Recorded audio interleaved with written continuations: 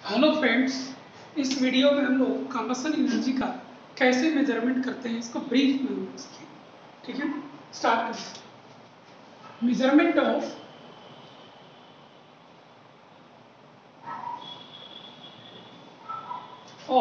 Combustion energy.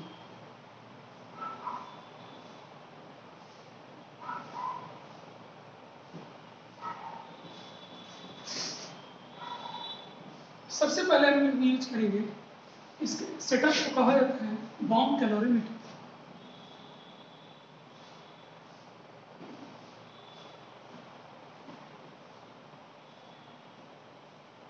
क्या कहा जाता है इसको? बॉम्ब कैलोरीमीटर कहा जाता है। ठीक है, तो bomb calorimeter at constant volume, इसमें क्या लिया जाता है? सबसे पहले सीखिए क्या इसमें है।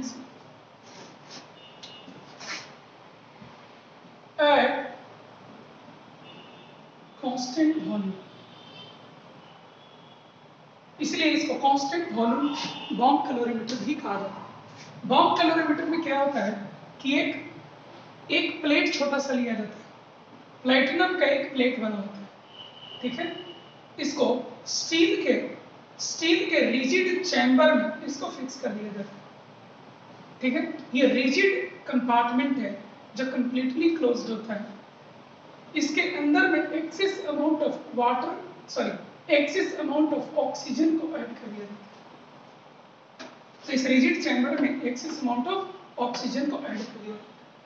इसके बाद इस प्लेट में हमें स्पार्किंग मैकेनिज्म अवेलेबल होते हैं। तो इसका sparking can be produced electrically. ठीक है, ये मैकेनिज्म हमारे पास होता है। इस स्टील चैम्बर के बाहर ह्यूज अमाउंट ऑफ वाटर रखा रहता है। ठीक है, जिसका इस्तेमाल हीट अगर प्रोड्यूस हुआ तो उसको एब्जॉर्ब करने में किया जाता है। ठीक है, यही इसका फिजिकल सेटअप है। फिजिकल सेटअप आपसे नहीं पूछा जाएगा। ठीक है, अब इसमें होता क्या है कि जिस केमिकल सब्सटेंस का कंबसन एनर्जी आपको निकालना हो, ठीक है, उसका x ग्राम यहां पर ले लिया जाता है। x gram of the substance यहां पर ले लिया। जिस सब्सटेंस को कंबसन कराना होता है उसका x ग्राम यहां पर रखा है।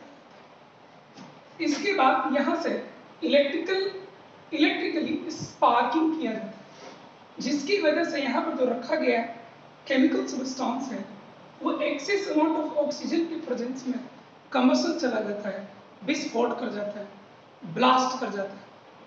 ठीक है, और CO2 गैस और H2O लिक्विड इन सबका फॉर्मेशन होता है। लेकिन इस ब्लास्टिंग में huge amount of energy produce होता है। इस ब्लास्टिंग में आपको huge amount of energy produce होता है। ये जो एनर्जी प्रोड्यूस्ड है वो इस स्टील चैम्बर को हीट करता है और साथ साथ में बाहर रखे गए वाटर को भी वो हीट करता है by the same temperature change. ठीक है, जो भी अमाउंट ऑफ हीट आपको प्रोड्यूस हुआ है, ठीक है, वो पूरा का पूरा इस स्टील चैम्बर का या इन सब का टेम्परेचर बढ़ाने में यूज हो जाएगा, साथ साथ में वाटर का भी टेम्परेचर बढ़ाने में यूज हो जाएगा। यहां पर एक हम लोग थर्मामीटर ऐड कर देते हैं।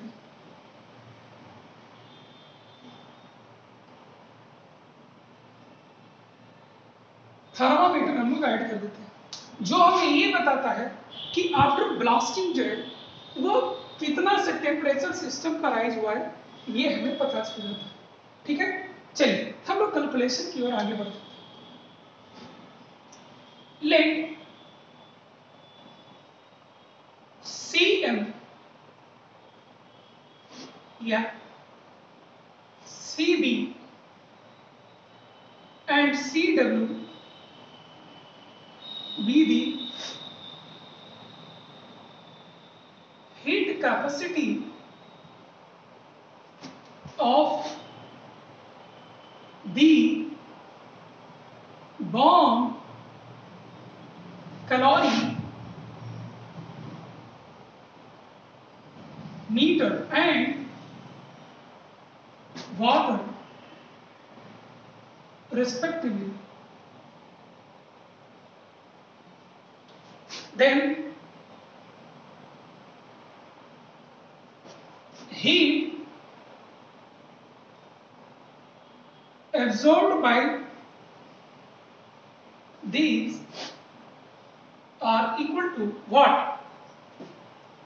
CB, heat capacity of bomb calorimeter into rise in temperature.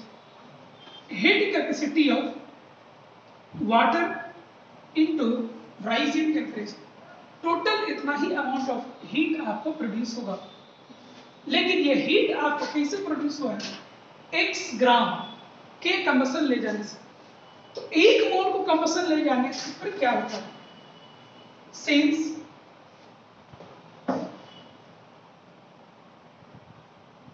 on the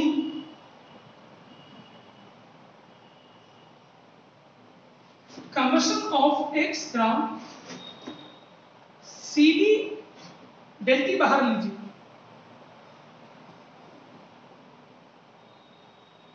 heat is produced, और इसीलिए अगर 1 ग्राम कौन कंबसन कराए होते तो कितना प्रोड्यूस होता? Cb plus Cw delta T by x heat produce होता। और इसीलिए अगर हम 1 मोल को कराए होते कंबसन तो Cb plus Cw delta T by x into Gmm के बराबर आपको एनर्जी प्रोड्यूस होगा। और यही आपको क्या कहलाएगा? डेल्टा U कहलाएगा। क्या कहलाएगा? डेल्टा U, या heat produced at constant volume per unit mole. ठीक है, heat produced at constant volume per unit mole के नाम से आपको जाना जाएगा। ठीक है, तो जब भी आपको वैल्यू दिया जाएगा आप इसको कैलकुलेट कर सकते हैं। ठीक है, जब भी आपको वैल्यू दिया जाए आप इसको कैलकुलेट कर सकते हैं। इन जनरल फॉर्मूला आपको क्या लिखना होगा? Delta U is equal to Cv heat capacity of bomb calorimeter, Cw heat capacity of water into delta T by x into Gm। ये माइनस साइन इसलिए चूंकि उस केमिकल सब्सटेंस को जलाने पर इतना एनर्जी प्रोड्यूस हुआ है, the heat produced at constant volume and that is why minus sign has been taken। ठीक है, अब आप ये सोचिए कि अगर आपको कांस्टेंट वॉल्यूम के बजाय कांस्टेंट प्रेशर का अगर इक्विपमेंट लिया जाए तो कांस्टेंट प्रेशर वाला इक्विपमेंट कैसा हो जाता है?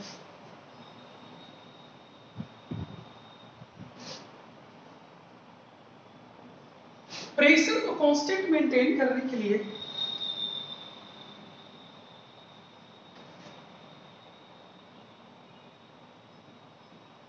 Constant pressure bomb calorimeter,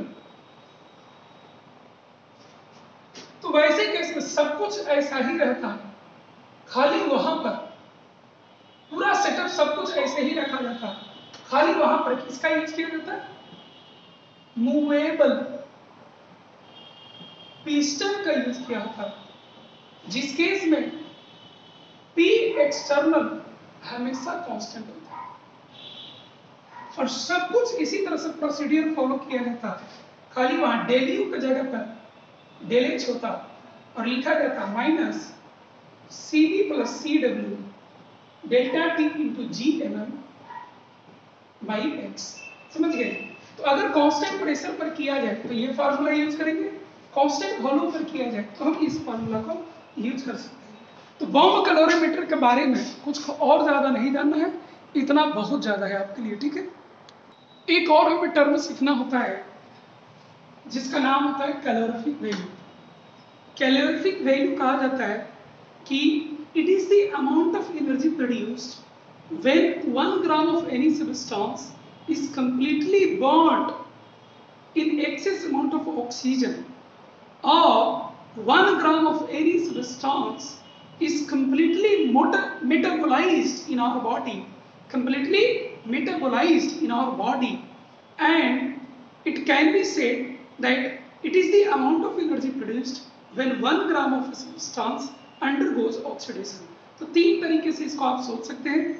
1 gram of substance complete oxidation जाने पर जो एनर्जी प्रोड्यूस होता है, 1 gram of substance complete combustion जाने पर जो एनर्जी प्रोड्यूस होता है, 1 ग्राम ऑफ मील और फूड जब हमारे शरीर में मेटाबॉलिज्म जाता है तो उसमें जो एनर्जी प्रोड्यूस होता है, इन सबको हम क्या कहते हैं, कैलोरीफिक वैल्यू कहते हैं.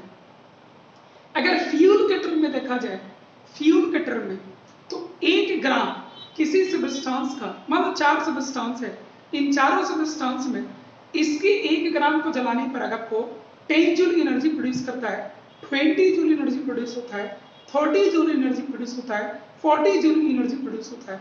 तो 1 ग्राम ही सब्सटेंस का है, substance A, substance B, substance C, substance D. 10 joule, 20 joule, 30 joule and 40 joule. तो ऐसे केस में वो सब्सटेंस जिसके 1 ग्राम को जलाने से maximum amount of energy produce होता है, 40 जूल, उस सब्सटेंस को हम लोग हाईएस्ट कैलोरीफिक वैल्यू वाला सब्सटेंस कहते हैं. ठीक है, सबसे अच्छा फ्यूल यही कहा जाएगा. हम लोग कोशिश करते हैं कि यूनिट ग्राम या कहिए यूनिट रुपीस में सबसे ज्यादा जो एनर्जी प्रोड्यूस होगा उसी का हम लोग सबसे अच्छा करते हैं.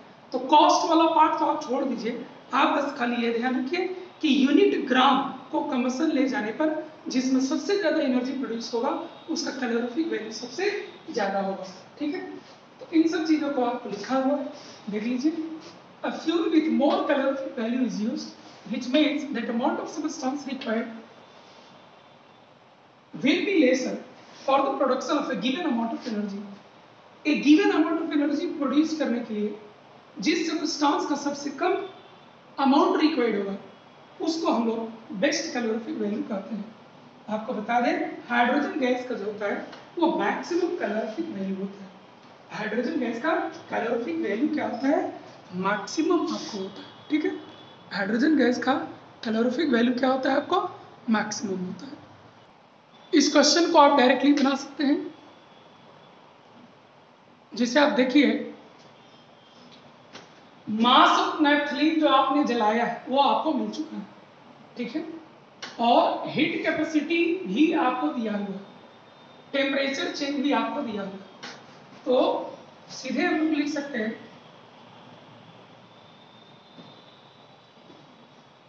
खाली कैलोरीमीटर लिखा है तो इंथैल्पी लिख सकते हैं, क्लियर दिया नहीं.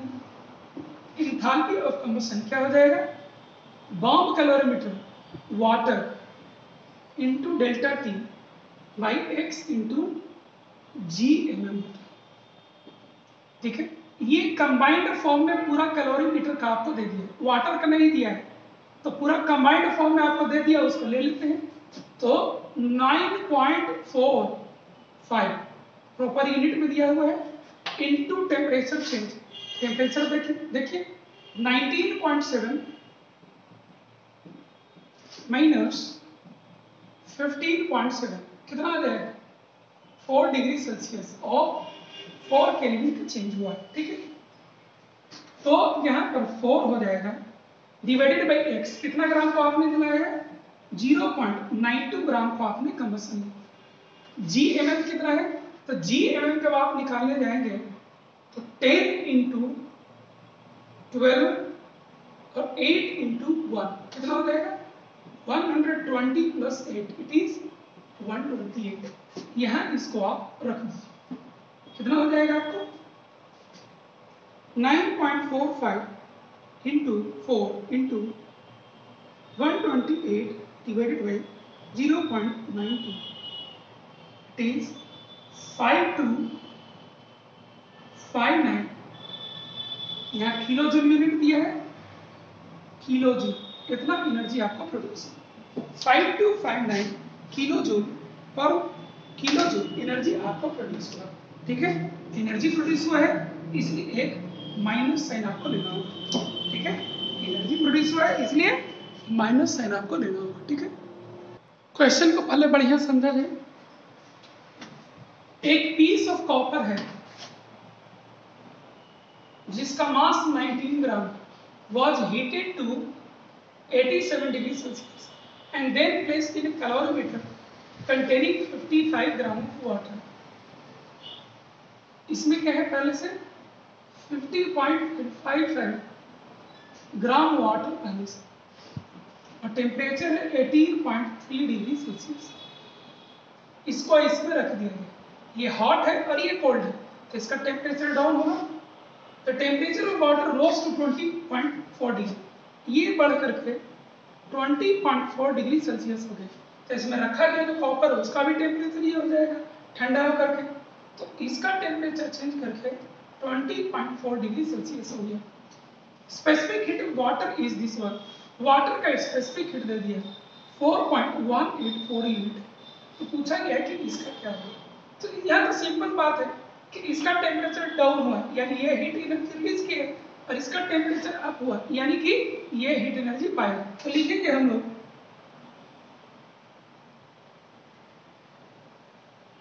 Heat released by copper is equal to heat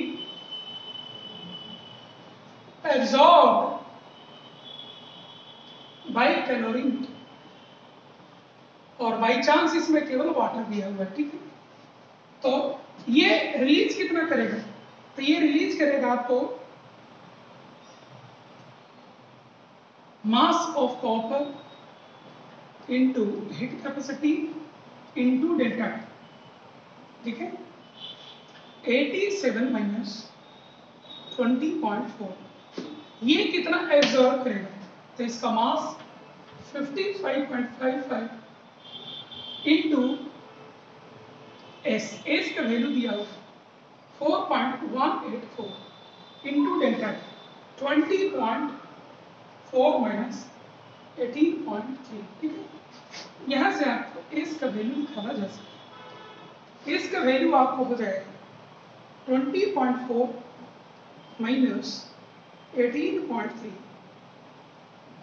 into 55.55 into 4.184 divided by 19 divided by 87 minus 20.4, it is 0.3857 unit. यही लिख दीजिए जो इसका यूनिट, क्या इसका यूनिट है,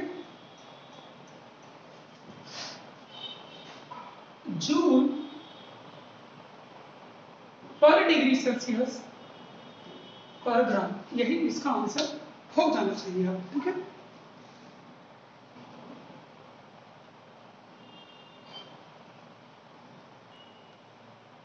तो एक और एग्जांपल हम देखते हैं।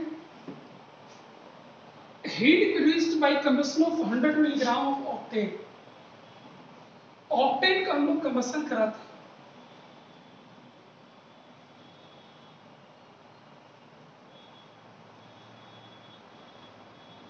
और इसमें प्रोड्यूस होता है heat, and this heat is used, इस हीट का 70%, only 70% is useful in heating, ठीक है। What would be the final temperature if the fuel is used to heat 200 gram of ethanol initially at 27 degrees Celsius? Specific heat capacity दिया जाता है, और इसको use किया जाता है to heat ethanol which is initially at 20 degree Celsius. T final इसका क्या होगा, यही हमारा क्वेश्चन। तो हम लोग पहले ये लिख लेते हैं,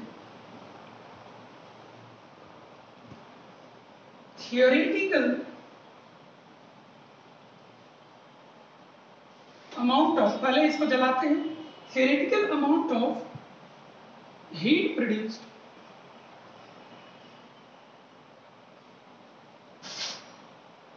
on combustion of octane,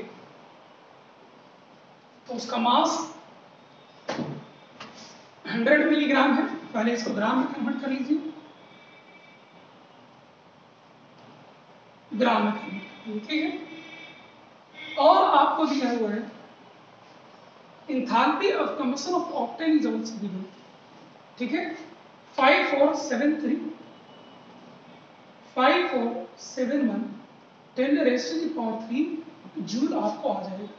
इसको सॉल्व कर लीजिए, आपको आ जाएगा 547100 जूल आपको आएगा। कितना आ जाएगा? 5470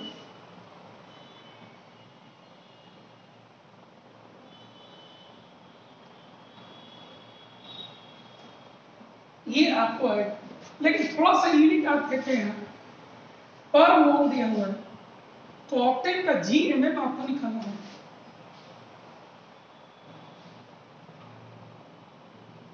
ऑक्टेन का होता है आपको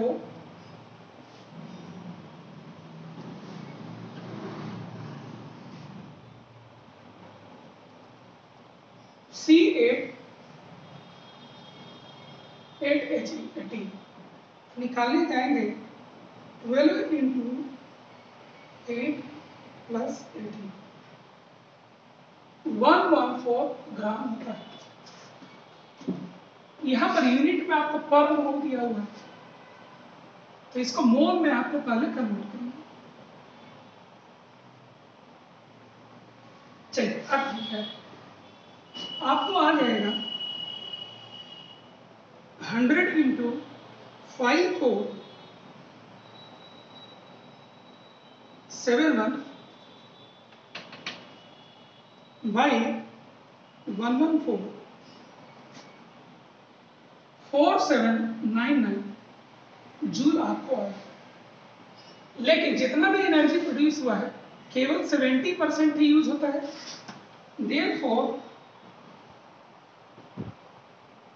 actual amount of heat used in heating, ये कितना हो जाएगा? तो 0.70% है और 4799 कितना हो जाएगा?